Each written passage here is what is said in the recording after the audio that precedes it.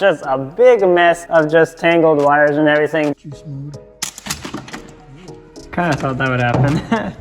Hey guys, welcome back to our channel and welcome back to our new series where my auto body mechanic dad is teaching me how to do a full rebuilder all by myself. In the last video, we got the whole front end all mocked together and it's fitting together pretty well and it's looking nice. Now the next step is actually getting this car running again because it got hit by a deer and it actually hit the fuse box and it kind of destroyed it. And now that is a big mess. Before it was running on hopes and dreams because honestly, I'm surprised it was running on this fuse box because as you see, all these relays and stuff are all squashed and some are even broken. So we have to swap this all into a new fuse box, and it's not as easy as just unhooking a harness or something because each wire has to be individually taken out and placed into a new fuse box. So that's what we're gonna tackle first, and hopefully we can get this car running again, which would be awesome. So let's get to it.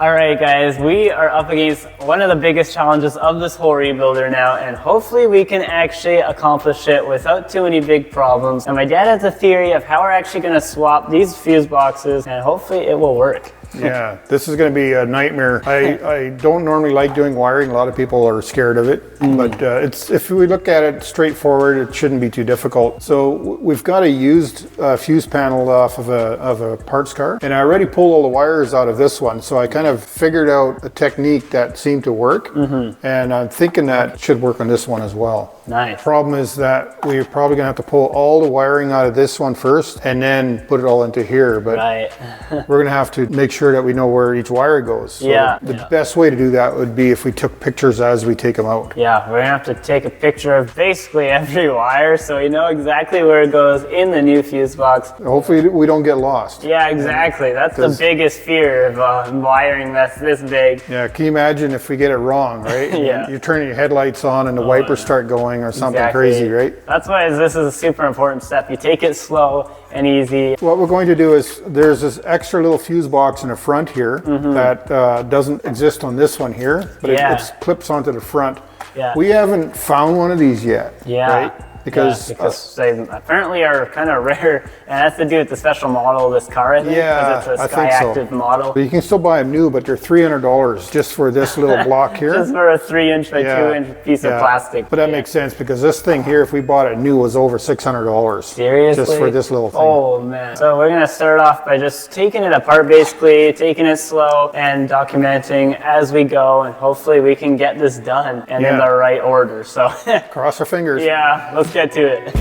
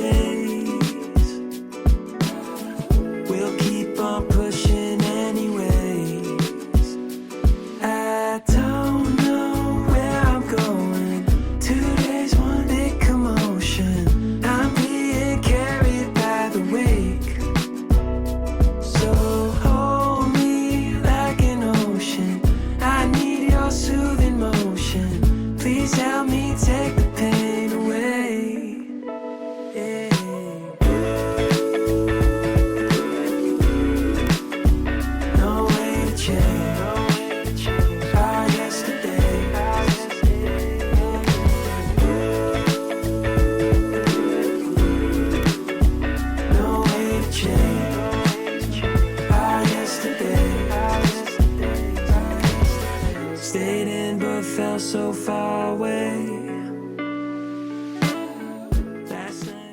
There's these little toggles inside. You have to flip the toggle and then a wire pulls out from underneath. Oh yeah. So I just made this little tool out of a piece of hacksaw blade. Nice. And it has a sharp little point on it right here. If you look inside here, there's this little toggle here. Oh yeah. You just have to flip it open just like this.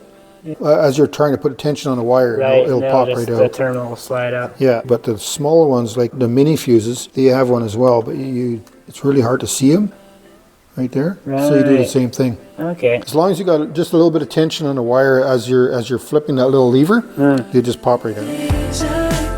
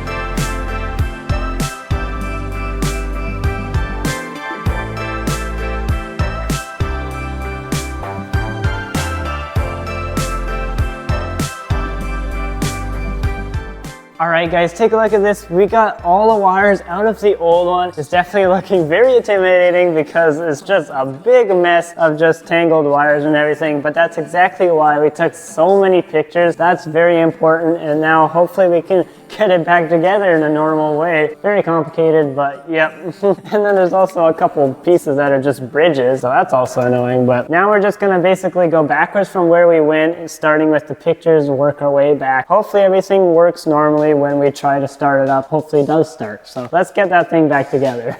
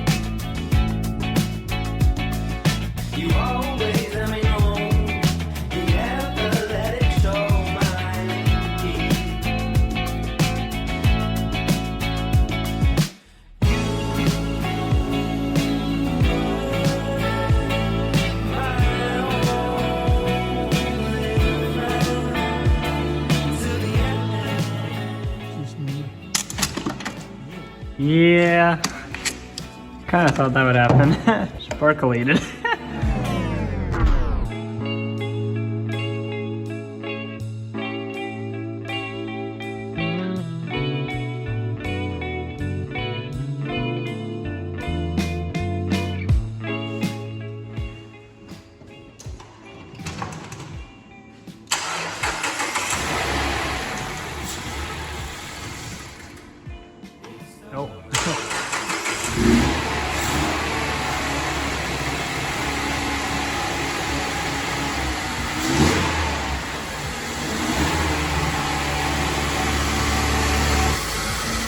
cut it off, yeah.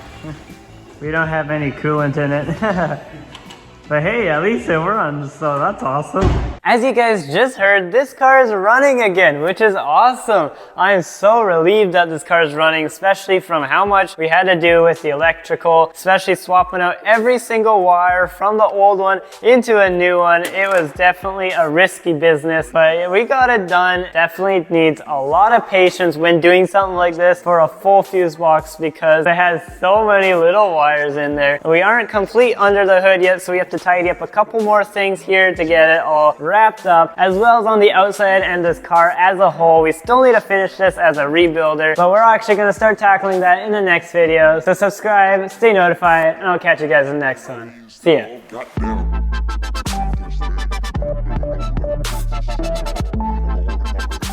And it's not as easy as just unhook a full fuse box because it had what?